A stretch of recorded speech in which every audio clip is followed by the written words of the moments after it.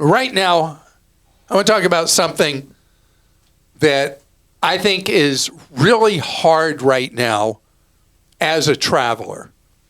And that is, there's been kind of a breakdown in trust with something that has grown so much, and that is Airbnb. And Krista and I had a friendly discussion on another show recently about problems people were having with Airbnb and VRBO. And so I can't believe I'm having to make a suggestion to you. When you stay in an Airbnb, most of the market share is Airbnb, but if you are in a VRBO instead of an Airbnb, the same rule applies. You got to follow the car rental rule. Yep. When you get to the rental property you're staying in, I want you to shoot video with your phone. Anything's broken, I want you to take an up-close photo of it. It will be time-stamped on your phone, because the same thing that's happening to people with car rentals is now happening with rentals, which is where something may already be damaged or broken when you get there, but you didn't document it.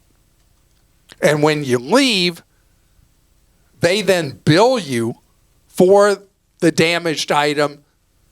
You can't do anything about when they try to bill you for a missing item because you didn't know it was there, except if you shot the video of the property and they say, well, blah, blah, blah was missing, you took it, and you can show that video from when you first arrived, and it's not in the video.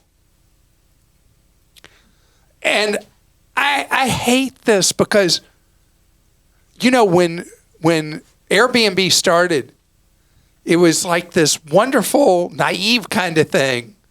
We didn't have professional party promoters pretending when they were renting a place and then having an all-night crazy party in an Airbnb to the detriment of that landlord and the neighbors.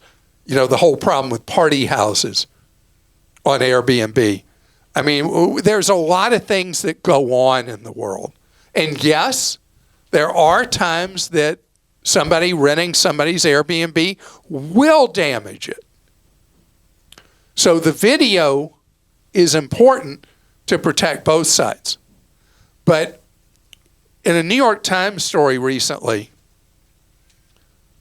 family was staying in an Airbnb, and what did they find in it? Unfortunately, not right when they got there. There was a hidden camera in the bathroom that was watching all the goings-on in the bathroom. You'd think, as Airbnb's policies are so clear, supposedly on this, that the people would have gotten a refund and that unit owner would have been kicked out. Neither happened. And so this is a problem that I talked about recently with VRBO, is that their real bread is buttered by the landlords, the people who list their properties on there, not you and me as transient guests. And so the system, first of all, almost certainly is using AI when complaints are filed instead of humans, is not doing what even the written policies say when very obvious violations occur. That one I can't do anything about. A creepy unit owner or property owner who hides voyeuristic cameras. But that is clearly totally against the rules. Now, by the way, once New York Times did a story on it, Airbnb rushed to refund the money. But this is the kind of thing you need to know. So does that mean you just stay in hotels? Not necessarily. There are times that it's so cost efficient to have the extra space. And so this is one where the more careful you are, and the thing with the cameras that I just talked about, that's an outlier.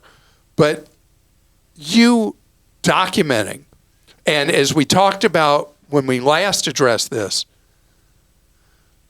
don't book properties with very tight cancellation policies.